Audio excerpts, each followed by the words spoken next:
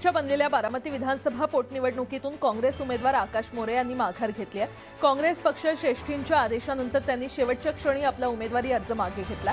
राष्ट्रवादीच्या नेत्यांसह शरद पवारांना पक्षातील नेत्यांनी काँग्रेसच्या नेत्यांसोबत केलेल्या चर्चेला यश आले। महाराष्ट्रात लोकशाही राहिली नाही, काँग्रेससारख्या मोठ्या पक्षानं या निवडणुकीत माघार घेतली हे लज्जास्पद आहे असं म्हणत करुणा मुंडे यांनी जोरदार निशाणा साधला। त्याचबरोबर आपण निवडणूक लढवणार असून जिंकण्याचा प्रयत्न करणार असल्याचा विश्वास देखील करुणा मुंडेंनी व्यक्त केला। करुणा मुंडेंनी सुनेत्रा पवारांच्या विरोधात उमेदवारी अर्ज भरला। बारामती पोटनिवडणुकीसाठी एकूण 53 उमेदवारांनी अर्ज दाखल केले होते, त्यापैकी 30 उमेदवारांनी आपले अर्ज मागे घेतले। मात्र अद्यापही 23 उमेदवार निवडणुकीच्या रिंगणात आहेत। अपक्ष उमेदवारांनी माघार न घेतल्यानं आता बारामतीमध्ये मतदान प्रक्रिया पार पडणार आहे। राहुरी विधानसभा मतदारसंघातील पोटनिवडणुकीत चुरशीची लढत होणार आहे। एकूण 7 उमेदवार निवडणुकीच्या रिंगणात उतरलेले आहेत। यातील मुख्य लढत भारतीय जनता पक्षाचे अक्षय कडिले आणि राष्ट्रवादी शरदचंद्र पवार पक्षाचे गोविंद मोकाटे यांच्यामध्ये पाहायला मिळणार आहे। याशिवाय वंचित बहुजन आघाडीचे संतोष चोलाके आणि 4 अपक्ष उमेदवार देखील मैदानात आहेत। प्रकाश आंबेडकर राहुरी दौऱ्यावर आले होते आणि यावेळी त्यांनी प्रचार सभा घेत भाजपवर जोरदार टीका केली। राष्ट्रवादी काँग्रेसनं दिलेला उमेदवार हा प्रत्यक्षात स्पर्धेत नसल्याचा दावा करत ही निवडणूक वंचित बहुजन आघाडी आणि भाजप यांच्यामध्येच होणार असल्याचं त्यांनी स्पष्ट केलं। तसंच राष्ट्रवादी शरद पवार पक्षाकडून प्राजक्त तनपुरे उमेदवार असते तर माघार घेण्याचा विचार केला असता, मात्र आता तशी परिस्थिती नसल्याचंही आंबेडकर यांनी सांगितलं। राज्यसभेचे खासदार म्हणून पार्थ पवार यांनी शपथ घेतली। यावेळी उपमुख्यमंत्री सुनेत्रा पवार आणि राष्ट्रवादीचे सुनील तटकरे उपस्थित होते। पार्थ पवार यांनी शपथ घेताना अजित पवारांप्रमाणे गुलाबी जॅकेट घातलं होतं। पार्थ पवार यांची राष्ट्रवादी काँग्रेसकडून राज्यसभेवर पहिल्यांदाच निवड झाली आहे। धनंजय मुंडेंना पुन्हा मंत्री करण्याची मागणी करण्यात आली आहे। मुंडे समर्थकांकडून मुख्यमंत्र्यांच्या सभेत ही मागणी करण्यात आली। बीडच्या गहिनीनाथ गडावर 94व्या नारळी सप्ताहाचं आयोजन करण्यात आलं होतं। यावेळी कार्यकर्त्यांनी ही मागणी केली। व्यासपीठावर पंकजा मुंडे, धनंजय मुंडे उपस्थित असताना मुख्यमंत्र्यांकडे करण्यात आलेल्या मागणीचा व्हिडिओ चांगलाच व्हायरल होतोय। बीएमसी निवडणुकीनंतर आदित्य ठाकरे प्रत्येक शाखेला भेट देणार आहेत। आदित्य ठाकरे मुंबईतील शाखा भेटींचा कार्यक्रम लवकरच हाती घेणार आहेत। शिवसेना भवनात आदित्य ठाकरेंनी मुंबईतील सर्व शाखा प्रमुखांची बैठक घेतली। पक्षबांधणीच्या अनुषंगानं स्थानिक पातळीवर बदल करण्याचा निर्णय यावेळी घेण्यात आला।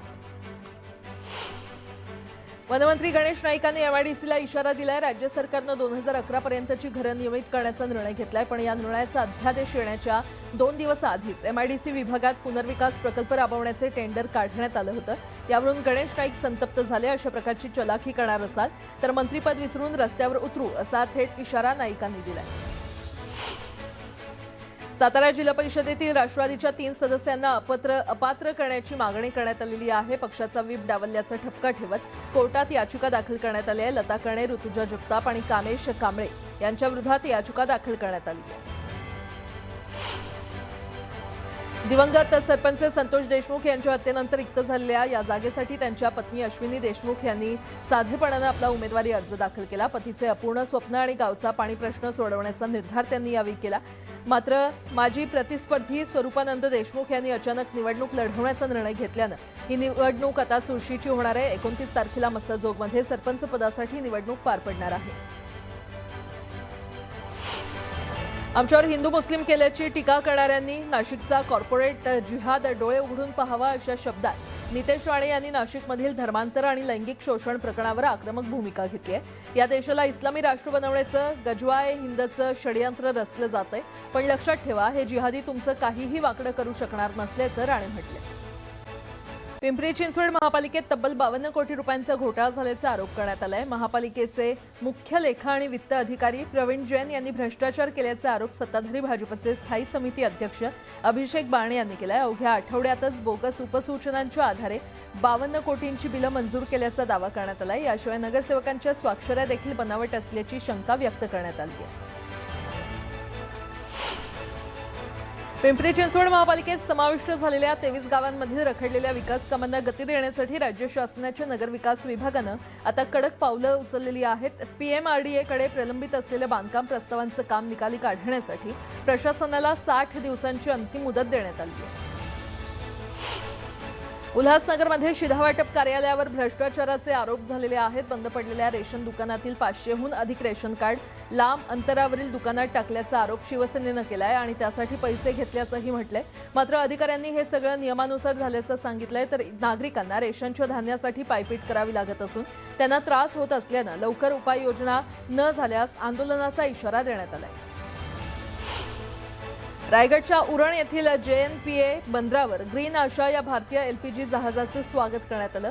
हे जहाज इराण, अमेरिका आणि इस्रायल यांच्यातील युद्धानंतर JNPA बंदरावर पोहोचलेलं पहिलं जहाज आहे। या जहाजानं 15,400 टन LPG सुरक्षितपणे वाहून आणलं असून माल आणि कर्मचारी सुरक्षित आहेत। भुशी धरण परिसरात लोणावळा रेल्वे विभागाकडून अतिक्रमण हटवण्याची मोहीम सुरू करण्यात आली आहे। अतिक्रमण विरोधी कारवाईला स्थानिकांनी विरोध केलेला आहे। नगरसेवक मैदानात उतरले असून प्रशासन आणि रहिवाशांमध्ये तणावाचं वातावरण आहे। नांदेडच्या भोकर मतदारसंघात अंदाज समितीनं तपासणी केली। या तपासणी दरम्यान चिकाळा गावातील शाळेत पोषण आहारात अनियमितता आढळली, तर येळी गावात अवैध रेती साठा असल्याचं उघड झालं। या दोन्ही प्रकरणांवर तातडीनं कारवाई करण्याचे आदेश देण्यात आले। जळगाव महापालिकेच्या अतिक्रमण कारवाईवरून भेदभावाचा आरोप झालेला आहे। मराठी आणि परप्रांतीय विक्रेत्यांमध्ये दुहेरी निकष लावले जात असल्याचं मनसेचं म्हणणं आहे। याबाबत मनसेनं आयुक्तांना निवेदन देत मराठी विक्रेत्यांसाठी स्वतंत्र हॉकर्स झोनची मागणी केली आहे। मागण्या मान्य न झाल्यास आंदोलनाचा इशारा देण्यात आलाय। ज्वारीचे कोठार म्हणून प्रसिद्ध असणाऱ्या मंगळवेढ्यातील ज्वारीला सध्या उच्चांकी दर मिळालाय। गेल्या वर्षी 3,200 रुपये क्विंटल विकली जाणारी ज्वारी सध्या 4,300 ते 4,500 रुपये क्विंटल दरानं विकली जाते। गोंदिया जिल्ह्याच्या अजुनी मोरगाव तालुक्यात गेल्या एका महिन्यापासून जंगली हत्तींनी धुमाकूळ घातलाय। त्यामुळे 50 हेक्टरवरील मका, धान आणि भाजीपाला पिकांचं मोठ्या प्रमाणात नुकसान झालंय। हत्तींना पळवून लावण्यासाठी वनविभाग शर्थीचे प्रयत्न करत आहे, तर शेतकरी देखील आपल्या पिकांचं रक्षण करण्यासाठी शेतात रात्रीच्या वेळी शेकोट्या जाळून राखण करतायत। मंगळवेढा तालुक्यातील बावची आणि निंबोणी परिसरात अवघ्या 14 वर्षांच्या मुलीचा बालविवाह करण्यात आला। या लग्नानंतर अवघ्या 4 महिन्यातच नवविवाहितेनं आत्महत्या केली। या प्रकरणात मुलीवर मानसिक आणि शारीरिक छळ झाल्याचा आरोप करण्यात आलाय। आत्महत्येस प्रवृत्त केल्याप्रकरणी पती आणि सासऱ्यासह 5 जणांविरोधात गुन्हा दाखल केलाय, तर पती आणि सासऱ्याला पोलीस कोठडी सुनावण्यात आली आहे।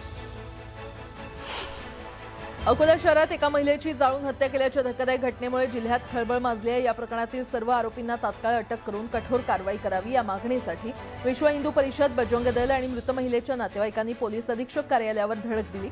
जोपर्यंत सर्व आरोपींना अटक होत नाही तोपर्यंत मृतदेह ताब्यात घेणार नाही असा आक्रमक पवित्रा नातेवाईकांनी घेतला।